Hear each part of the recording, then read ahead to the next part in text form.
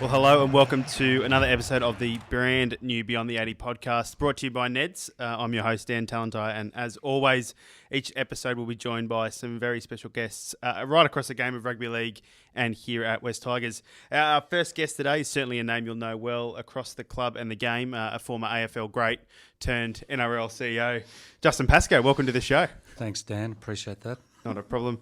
And our second guest also comes to us from the administrative hallways of West Tigers, a man who's done his best to stay out of the spotlight since arriving at the club. But we've got him in front of a microphone today.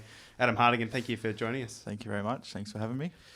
Gentlemen, obviously a very bizarre kind of couple of weeks in rugby league at the moment. I guess from each of your areas in the business, I guess how's it been and how are things kind of tracking moving forward? Justin, I might kind of go to you first as the CEO. It's been a pretty bizarre time, I imagine. Yeah, look, I think everyone's been using the terminology uncharted waters. It's certainly something that we hadn't forecast and certainly hadn't planned for. I don't think anyone has.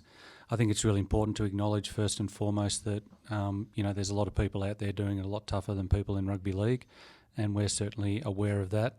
And our best wishes goes out to all those people that are affected by COVID-19, not just domestically, but also on a global level. From our perspective, we've been working diligently with all other clubs, 15 clubs, plus the NRL. In my time within the game, which has been sort of coming up to nearly 11 years now, that I've never seen all of the NRL work in such a unified manner.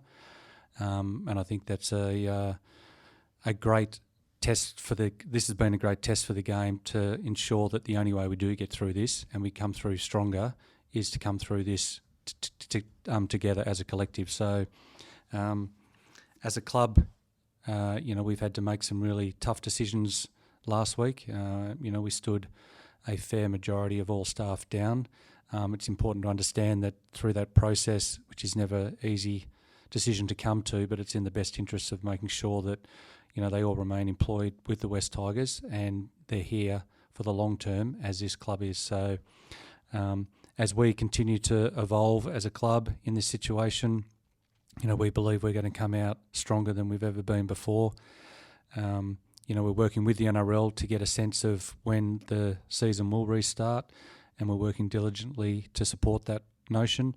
That's sort of where we're at. We've got a skeleton staff around critical areas of the business. We're still obviously desperately keen to engage with all our fans and members, which have been the lifeblood of this organisation for a long time and will remain into the future a lifeblood of this club and every other club across all codes, by the way.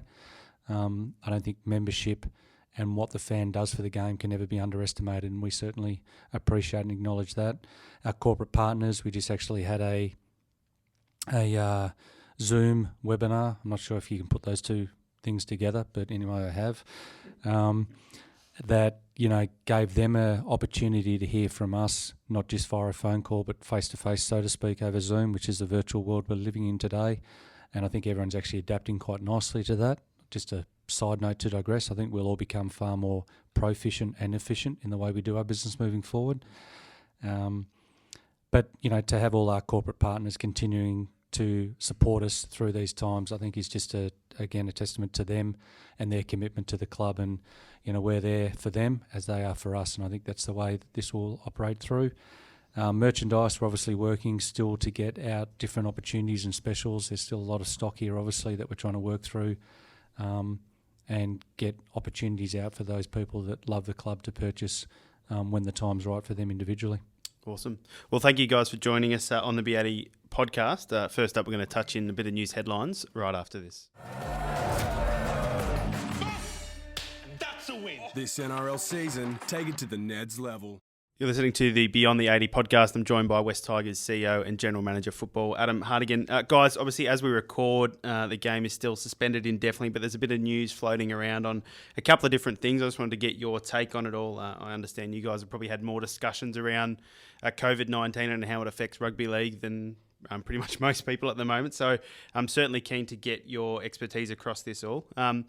Adam, I might go to you first. The first bit of news we kind of had filter through came yesterday around the NRL ladder, the prospect of some teams kind of losing points from, the competition resetting essentially, and kind of seems, common sense has prevailed and that those points will stay the same. I guess, is that probably a smart decision to keep the first 2 rounds as part of this year's competition in whatever way it comes back? It's probably really hard because the conversations around that have been, it's not going to be the same competition. So the fight for those points to not be counted is based on the fact that the competition structure may change, and that's probably understandable. But then, you look at the teams that have earned the right to have 2 wins or 1 win. Everyone's worked really hard in the preseason and fought, for a strong start. Whether we play under the NRL Telstra Premiership banner again, those points arguably are, what we fight for each week. And to say that those two games don't count would probably be very hard to take for most people. Both internally here at the club, at other clubs, but also fans. Round 1 was, while it was still sort of new to us, the coronavirus or the COVID-19, there were still fans attending games, and we were lucky enough to play well and get the 2 points down against St George Illawarra. Round 2 was very different at an empty Leichhardt, and the results didn't go our way. But I think there's an argument for and against on both aspects of that. But yeah, I think it'd be very hard to take 2 points away from, or 4 points or 2 points or all those points away from the start of the competition for, those clubs that have earned it to start the season. Justin, obviously a lot of talk around potentially locking players away in a bubble, and I guess we'll get to that. But a big piece of that would be around the Warriors, obviously based in New Zealand and needing to travel to Australia. I guess that's probably a bit of a complicated piece, but either way, it seems a pretty fair and pretty spectacular commitment from their end so far to be keen to be a part of the competition in whatever way they can be, I guess. Yeah, no, credit to Cameron George and the whole team over at the Warriors. Even when they were asked to stay back for that week, they've been really supportive and committed to the task at hand, so our compliments go out to them. I think the key here is that, you're asking a lot of questions that we've had conversations with the NRL, but the NRL haven't come to any conclusive decision yet. That's probably still a week or 2 away. I know they're pressure testing a heap of scenarios around what the season and the competition looks like moving forward. I know from a football perspective with Adam and I and Madge, and then also from a financial perspective, the amount of scenarios that we've been testing is driving us nuts. And I think that's for us to be prepared for all scenarios too. Yeah, but like the work in the background is making sure that every base is covered. The speculation that exists out there in the marketplace about, it's a 2 conference, it's 15 games, it's 3 games, it's 8 games, it's Tangalooma, it's Gladstone, it's Hamilton Island yesterday. Hamilton Island, which I'd be advocating that all staff, corporate partners remain in the bubble. But, I think the one thing that is coming out of this, that there is a desperate desire and intent from all those involved to get the game back up in whatever format that is. I'm sure that everyone in the long run will endorse it, whether there's points being taken away or points being kept.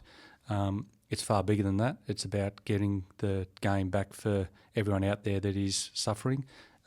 This game is a community-based game, and it would be great for the well-being of everyone just to get a competition back up and running. Yeah, like you say, it's plenty of still unknowns. We're probably still a week or 2 away from knowing a bit more. So I guess that's probably where we're at in terms of the news headlines. Let's dive in a little bit more to each of, I guess, your respective departments here at West Tigers and how COVID-19 and everything's affected everything. Adam, I might go to you first. I guess football's probably been the biggest thing that's been affected. We talk about games stopping. That's a pretty, it's not happened. The whole organisation's been affected, but the fact that football stopped, I think we started with junior representative competitions being suspended initially. And then the New South Wales Rugby League and Queensland Rugby League got to a point where those competitions were cancelled for the season. So that was, that immediately has an impact of, across the game, we've got 12 months of potential development that we don't see in a player. So that's something that we can't measure at the moment. And where that player could have got to or could get to, that's, it opens up conversations, both with New South Wales and Rugby League and also Queensland Rugby League about do those age groups then shift a year. Does SG ball become 19s? Does your jersey flag become 21s? So that we're able to capture the age group that's been missed. And, that stuff's bigger than my suggestions, but I know there's some people in the background working on those conversations. And then you look at the impact of the NRL, the players who are now isolating themselves at home. We had a day where everyone came in and picked up some gym equipment to take home, and they're running off a program on Team Builder, which is just remote-based programming that they can get on their phone, which has been, prepared by our high-performance staff. They put some data in that comes back to us. It, obviously doesn't have the hands-on element of the coach involved, but, it's certainly the fact that the players are still working, it's just in a different capacity at the moment, just making sure that once we do get some sort of green light, then we're on and ready to go. For you, I guess your title is General Manager of Football. So your job is to manage a football department. How do you do that when you aren't around the people that you need to be around, and you can't see the players, and you can't have those kind of, every single day, conversations that you would normally have, and when there's still so much uncertainty around what's to come in the future? Yeah, that's definitely been something that's been tough in terms of, your physical presence isn't there. I have had enormous help from obviously Justin and Madge. Andrew Gray's been a big pillar in what we're doing, and then the staff have also been working tirelessly to ensure that everyone is as well prepared as possible to continue training, to be in a position to return back. I don't think I've had the amount of exposure to Zoom, I'd love to have shares in the app at the moment, than what we have over the past couple of weeks. And then, you're having FaceTime calls, you're having, regular conference calls. Madge and I think speak every morning and night about where we're at, what we're doing. The headlines that have come up in the paper about, being ready to go in May, being ready to go in September, what does that look like? Scenario-based planning around if there is a bubble, who's going into the bubble? What sort of number of players, what sort of number of critical staff need to be available? So there's a whole range of things that, yes, we need to be prepared for, and which, there's conversations we're having, there's scenarios we're planning, but, no one does know at the moment. So it's just about being prepared for when that does happen. Probably a question for both of you. A big part of this, I imagine, going forward as well, is around recruitment and retention. I imagine that's a pretty tricky one at the moment when there isn't a whole lot of clarity around when we're coming back and when contracts are starting and stopping. I guess, how much has that kind of taken a toll on planning going forward, both on retaining players and trying to sign future players to the club? Yeah, I think it's been hard, firstly, because there's no football to watch. So you retain or recruit based on performance and where you think you can see someone to get to. Current rosters stand at a maximum of 36 players. So even if we moved to salary cap reducing next year, let's just say that it just reduces the 6 development players, we lose 96 players across the game to a full time, and that's given the fact that everyone has 6 development players signed up. But even if we move to 24, then there's a significant amount of players that essentially don't have a full-time position in the club. 190 players across the game. Yeah, and that's just a scenario. That's not to say that's going to happen, but you're signing players based on performance currently, based on where you see them fitting into your roster in 21, 22, 23. And I think even the hard part is there that, we were working towards, we're in a position where we're really happy with where our roster is at the moment, and had some significant decisions to make over the next sort of 6 to 9 months, and that's been put on hold at the moment. It is what it is at the moment, but I think there's still conversations going on in the background in terms of not are we willing to sign someone, because you can't at the moment. The NRL's put a halt on that until we know our positions. But I think managers are wanting to make sure that they've got some sort of clarity around where clubs could be at when we do return and what it looks like. there's just so much uncertainty. Yeah, and Justin, I imagine it's the same across the business in general. Both sides are about mitigating risk. Yeah, and I think to Adam's point, everyone's in the same boat. So, everyone's uncertain, so there's no competitive advantage being gained by any one club at this point. So we, as most clubs would, plan 2 and 3 years ahead in regards to recruitment and what our list would look like. We're having weekly meetings around list updates and recruitment meetings. So we still understand where our roster is today and where it can be in 2-3 years' time. That hasn't changed. It's just been put a little bit in terms of actioning against that on the back burner as we sort of come out the other side and get more clarity about what next year's roster numbers will be and what the salary cap will be. And that's a body of work that through the collective bargaining agreement won't be known for probably 3, 4, 5 months, I'd guess.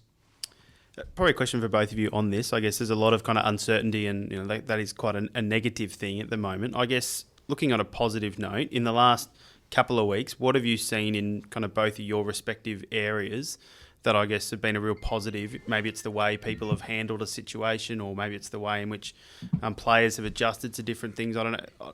There's a lot of negativity around. What are some positives that we've seen in kind of your respective areas that kind of, build some hope towards moving forward in 2020? Across the whole club, I think, it's a credit to everyone in the club, from players to staff to board to corporate sponsors to members. The sentiment has been around sticking together and getting through this together. As I said before, there's plenty of people worse off than people associated with the West Tigers or the game of rugby league. But as a collective, I think everyone has stood and are sticking together. I think it's been outstanding, some of the sacrifices that every single person within this club, from players to staff, have made. And that's really based on the premise of that everyone is committed to the longevity of West Tigers and the game of rugby league and how important it is for the community. I think what the government has done, just a personal viewpoint, in terms of managing COVID-19 and looking at even the stats this morning and how that curve has really dropped significantly. And if people continue to respect the virus and the social distancing measures, that Australia can come out of this really quickly. Adam, I guess on your end, has there been anything in particular from a football sense? I just think seeing the players discipline, their training at home. There's some regular feedback that's being provided from the players to the staff, ensuring they're maintaining that discipline. I can't imagine it'd be easy. I'm no pillar of health, but it's very hard for me to train by myself at home. But they are professional athletes, and they understand that this is what puts food on the table at home, and they need to be in a position to be ready to go once that competition kicks off again, not only for themselves but for their club. Yeah, we had Chris McQueen on the other week, and he was saying Madge had a line about we'll play on the road if we have to. Is that the mentality I guess you're sensing, that the players are they're ready to come back when they need to come back? I'm not sure about playing on the road myself, but the conversations amongst the players back towards the staff is we'll play when we need to play. Yeah. So if that's next week, if that's in a month, if that's in September, I think all clubs will be in a position ready to produce. Fantastic insight there. I'm sure we could go for a lot longer on this. But what we'll do is, we've got one little segment coming up, a little bit of a game to finish on. We're just going to test a bit of your knowledge here. And that's in part 2, right after this. That's a win. This NRL season, take it to the Neds level. You're listening to the Beyond the 80 podcast, proudly brought to you by Neds. I've got West Tigers CEO Justin Pascoe and Head of Football Adam Hartigan here. Guys, great to be socially distant, but with you today. Let's end today on a bit of a lighter note. We've got a couple of questions for you. You're both heavily involved in West Tigers in different departments, and we've got 5 questions about a few of our players and a bit of our club history as well at the moment. So just a little quiz. All right. So what we're going to need is we need a little buzzer from each of you. I think a name might work best. So I might just double check that your buzzer is working. Justin, can I just... Lenny. What's that? Lenny Pascoe, just a childhood nickname. Oh, right. Okay, mine's Hardy. Hardy? Yep. Another childhood nickname? Why Hardy? Still my nickname. All right, so we've got 5 questions here. We just want to see if you can get the Tom points. thought that was funny. 5 questions. We're just going to see who's going to get the points here. Just a little bit of healthy competition to finish. So I'm going to read the question. When you know the answer, just buzz in with your name, Lenny and Hardy, and we'll just double see who's on. I thought we were doing both of us answer it to see how we go. Or we could do that. I like the buzz. I like the fact that we Each can their be own. premature with our thought about getting it right or wrong. Sure. All right. Thank you for your support of the segment, Justin. All right, here we go. Question 1. Who is the most recent try scorer for West Tigers? So who scored our last try against the Knights in round 2? Lenny. Corey Thompson. Hardy. Luciano Leilua. Hardy is correct. I'm too old. I can't remember yesterday, let alone 3 weeks ago. 1-0 Hardy. But you are correct, Justin. Corey did score against the Knights. So Yep, great offload by Joshy Reynolds. yeah, it's unfortunately still no points. Question 2. How many players in West Tigers team have kicked a goal in their career? That's a tricky one. You could just have a guess. I will be having a guess. Hardy. I'm going to say 5. Let me explain. 5 being, not sure if you call the 5th one a West Tigers current player or not. So there's I think I can see where you're going. Adam with this. Dewey, Correct. Benji Marshall, Correct. Why are you looking on your computer? Have you got a team list there? This is No. cheating.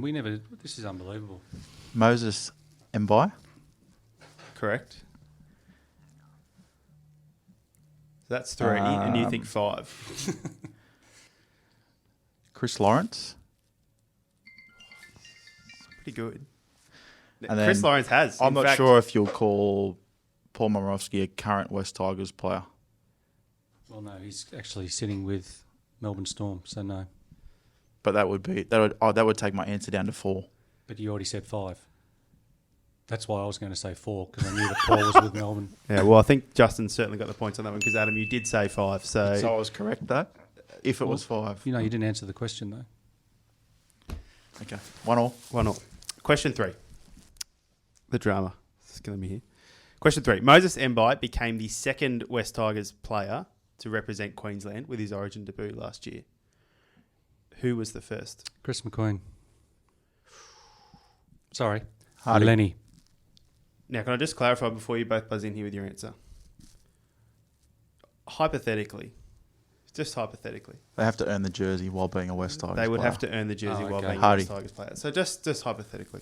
Scott Prince, 1. Correct. Well done, 2-1. Adam. 2-1 Hardy. Hardy. 2-1 Hardy. All right, 2 more questions here. 2 more questions.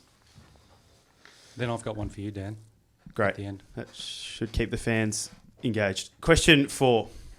How many players made their club debuts for West Tigers so far this year?